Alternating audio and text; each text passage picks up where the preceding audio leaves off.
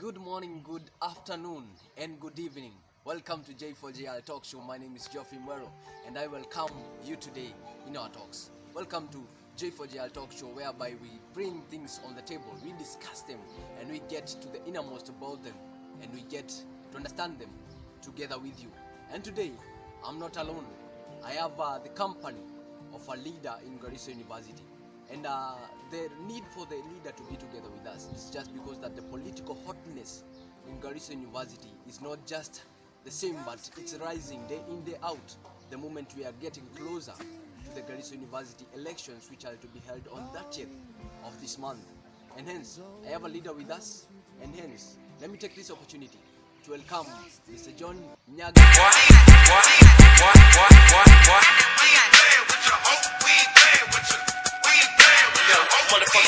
Come to our platform today, and so let me take this opportunity just introduce yourself to our viewer and also tell them what are you aspiring. Thank you very much for this opportunity.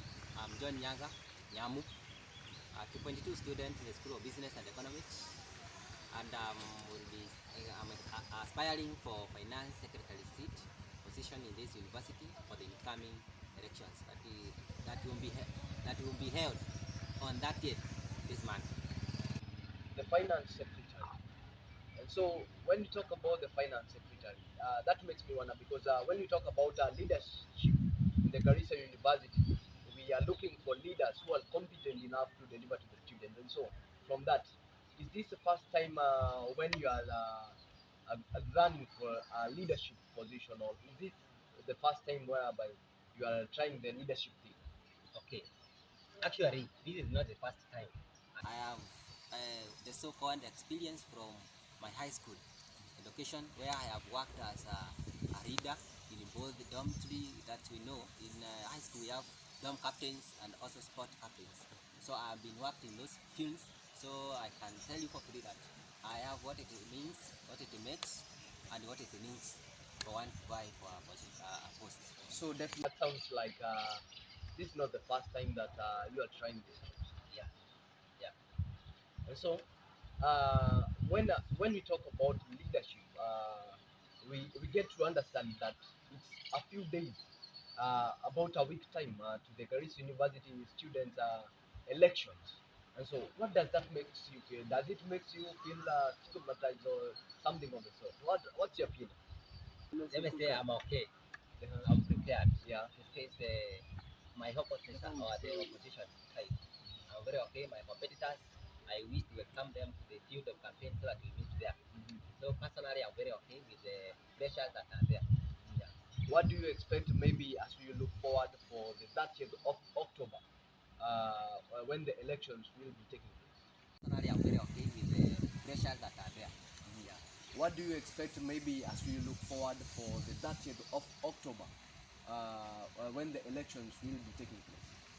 Okay, for politicians, even when a politician comes to the ground, he expects the winning. So I hope that by the end of the day, that is on that year, the coming Saturday, maybe the next Saturday but one, I will carry the day. You carry the day. Yeah. And maybe when you talk about your competitors, what kind of a feeling or do you have when you talk about the competition? How is the competition? How is the competition as for now for the finance secretary? Actually, the field is not all that good. The competition is stiff. It's cheap. As you know that in every place, like when you come to the world business world, when you start a business, you expect competition.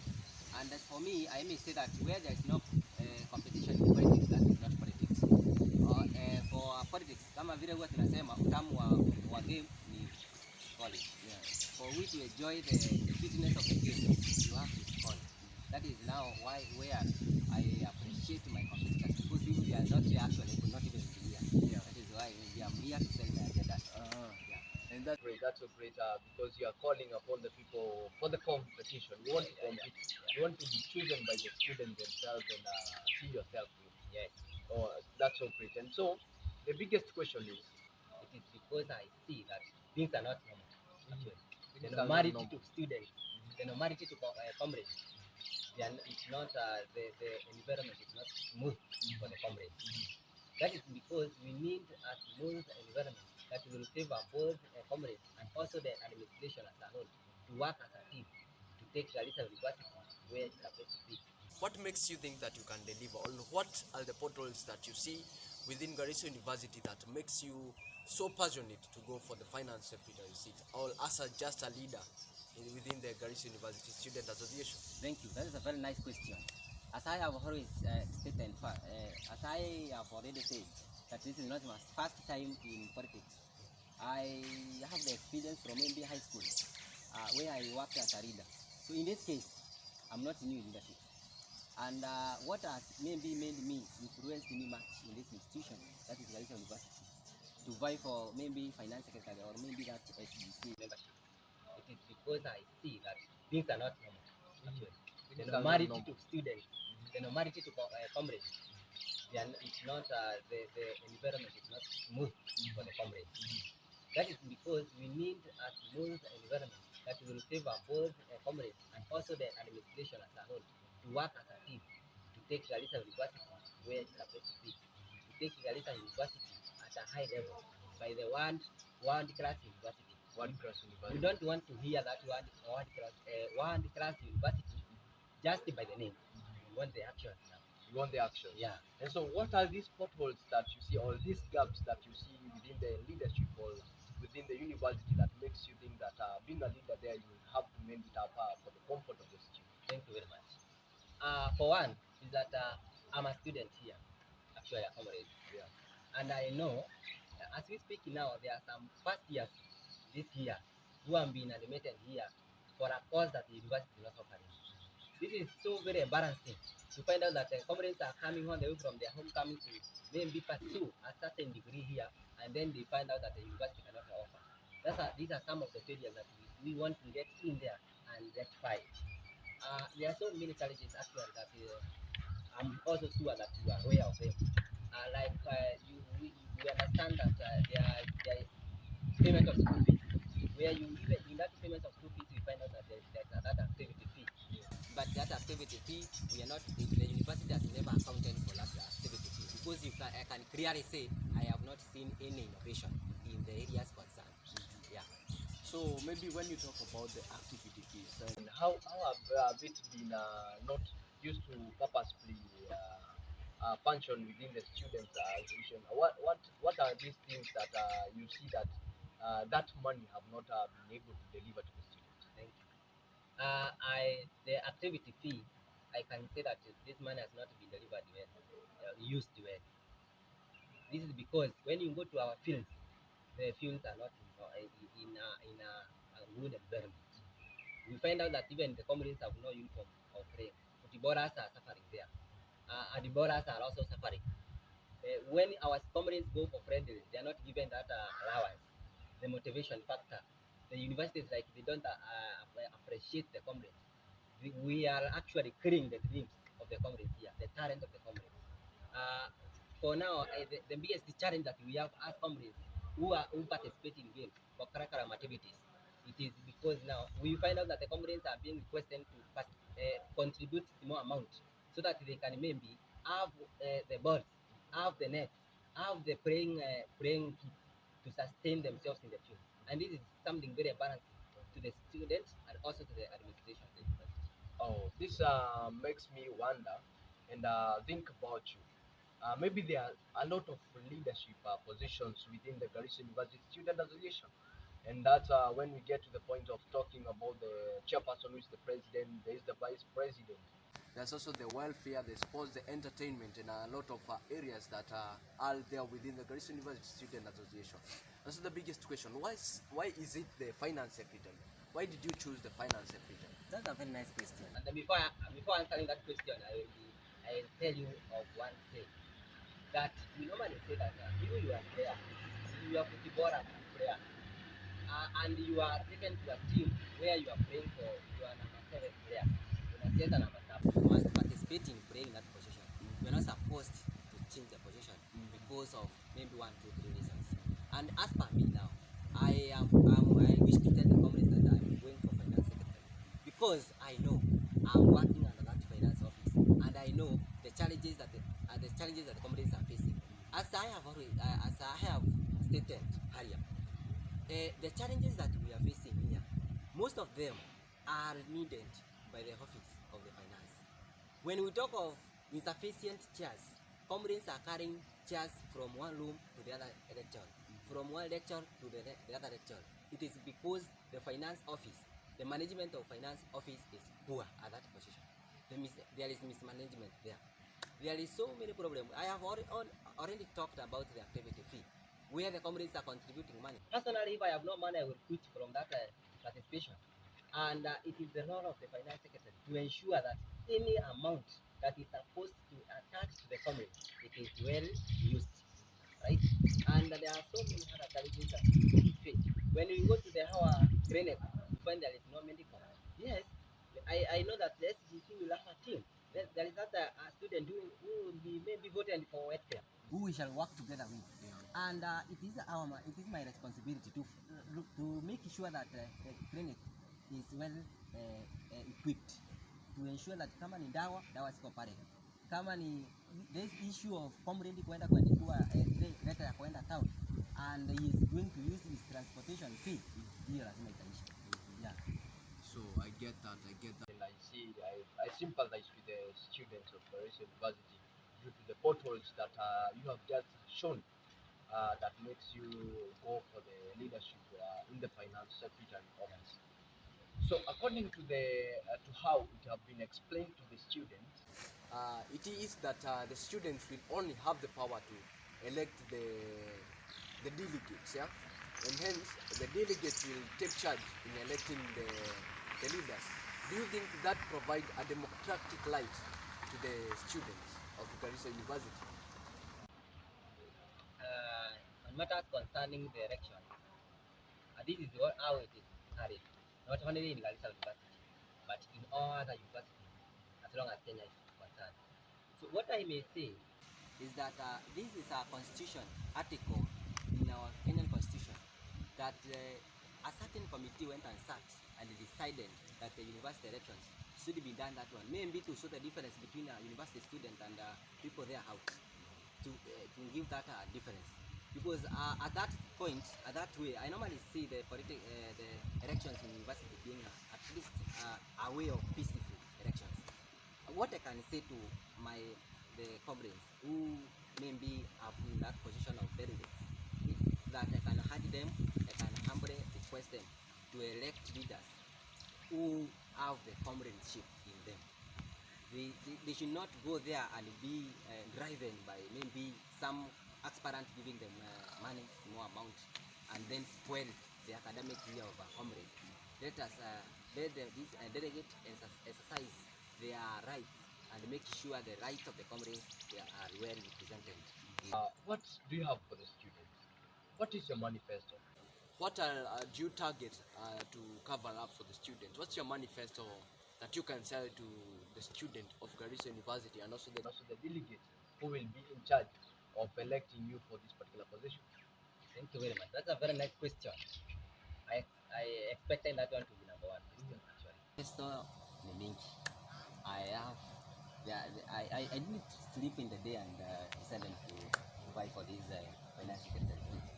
Remember, I just show the opportunity of this university, and I came to find out that the comrades of this university are not well represented, and that made driving me to go for finance secretary. My manifesto as a leader, as a finance secretary officer, when elected, I will ensure that there are so many things. The many things that are not in order are in order. One, I will look at the issuing of bursaries to students. Most of the students in this university are very new actually. They are even not secretary officer when elected. I will ensure that there are so many things. The many things that are not in order are in order. One, I will look at the issuing of bursaries to students. Most of the students in this university are very new actually. They are even not, some of them are not exposed to the Garissa University constitution. What I can say is that the constitution of Garissa University is chapter 2 of that constitution, article 6, section 7, clearly state that the university should give comrades the bursaries. And since I came here now that I'm 3 years old here, I have never seen any coin given to comrades. And I can clearly see that the comrades of this university, some of the comrades are suffering. That is manifesto number one, to ensure that any fund that is supposed to be given to comrades, it is to comrades. And there is a lot of rumors and propaganda that of which I may say they are not rumors. It is reality that some people in this university are pocketing the funds of the comrades. That one will be my role to go and fight for that, so that I can ensure that comrades are they feel that the influence of the leader, the influence of John Yaga as a finance secretary. Point number two, I'm going to ensure that there is a rule, this rule that is being set that for comrades to sit for an exam in this university, they must have cleared their school fees. This is not this is not the way university works. If you go to Mount Kenya University, you find out that there is that policy that is being set by the comrades leaders, the SGC members, the Student Governing Council of Mount Kenya University, and other universities, one university, that the comrades should be around to sit for an exam if they have paid a certain percentage. And as per me, the incoming finance secretary, I will say that I have decided that any comrade, under my leadership, any comrade will be subjected to sit for an exam if that comrade has paid 60 to 70% of the school required. That's another point. Point number three is Wi-Fi of the student. I am telling the comrades that Wi-Fi to comrades is a gift to comrades. You know, we know that in high school we are not required to have one in school. And then when you go, we work in high school, and then you come to university to enjoy the right of the comrades. And then you remember the very right of the comrades, that comrades are always right. And comrades will never be wrong. And then the right number three is the comrades power. There is no any other power that's above the comrades power. And the right number four, which is my right now, is that refer to the above. So what I can say is that Mimi, I am being embarrassed to find out that comrades wanakuja kukuliwa na Mungu hapa wakati wanastahili kuwa wanapewa wifi ya kuenjoy pastime. Under my leadership, I will ensure that there is no any comrade who will come to fight with the mosquitoes here. The comrades should go do their assignment in rooms and enjoy the Wi-Fi as the right of the comrades. Manifesto number 4, my friend. Under my leadership, we know that the comrades of this university, as per now, that is why I always say things are not in order. We find out that the comrade is just mtu ako na degree. Unaona? He is pursuing for a degree, maybe a second degree. Now that the self-sponsored students are not inside in the university. Mtu ambaye ni mkubwa anaenda kunawa mkono mess. When we are participating even to pay our fees, to pay the mess itself, we normally purchase food there, and yet we are not doing something well. Under my leadership, mimi nataka niambie comrades wenzangu kwamba nikiwa kwa hiyo uongozi hakuna comrade ambaye ataenda kunawa mkono pale mess unless mimi si leader. Sawa sawa? Unless I'm not a leader. Last and not the least, now we walk to the fields. I will make sure that mimi kama John Nyaga, if elected, I will work together with our sport and entertainment director, so that we can ensure that any comrade is being will exercise his right properly. Kwa uwanja huko, I will ensure that anything required by the players wamepata. If it is a matter of the purchasing of the nets, volleyballers, balls, that we know as I speak now, the footballers are contributing 100 bob in order to purchase their ball, so that they can play. There is no training for the same. That's a big issue that I'm going to tackle in my office. And I will also talk about the lecturer payment. This is only the institution where we have so many scandals. The lecturers are not paid. The payment of the lecturers is under the finance student, together with the finance officer of the university, so that we ensure As I speak now, there are some the lecturers who are complaining they are not paid by the university, and that is why some of the lecturers even are not willing to come and teach the comrades of Garissa University. And as we as the comrades of Garissa University, we should exercise our right as the comrades. What are the last words that you can send over to the students pertaining your plea for leadership? What are the last words? Thank you. Mimi, what I can tell the comrades of Garissa University, I want to tell them that this is a very critical time to ensure that their rights is well exercised. And what I can tell them is that when we come to electing leaders, let's elect leaders who are not just leaders, but who have that passion of leadership. Kwa Kiswahili tunasema tuchague viongozi bora, lakini si bora kiongozi.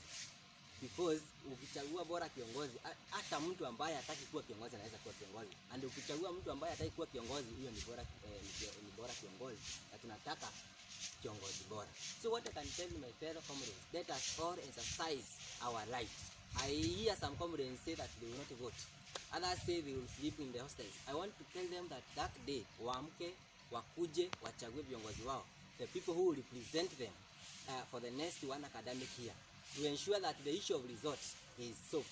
To ensure that the issue of school fees is resolved. To ensure that the issue of hostels imeisha. To ensure that any problem that is facing, any challenge that is facing the students of Garissa University are solved. And my joy is to find out that the Garissa University students, comrades of Garissa University are well represented, like any other university in Kenya. And I may not forget to say that this goes to the delegates, because the delegates have the final say here. When you delegates are elected, kindly take your time and decide, have a decision, sit and realize the right readers, so that you give people, so we may not elect people who are going to make the university again and to mess the university. So that's it from John Nyaga, our today's a guest, and he have said and he have insisted that si bora kiongozi, lakini ni kiongozi bora. So I want to send my words to the students. Let's go forward to elect student leaders who will stand for the best of our interest, that they may be able to mitigate those challenges that are facing us within the university. And so that was J4JL show. Keep it up and like, subscribe, share and comment to our channel. Thank you.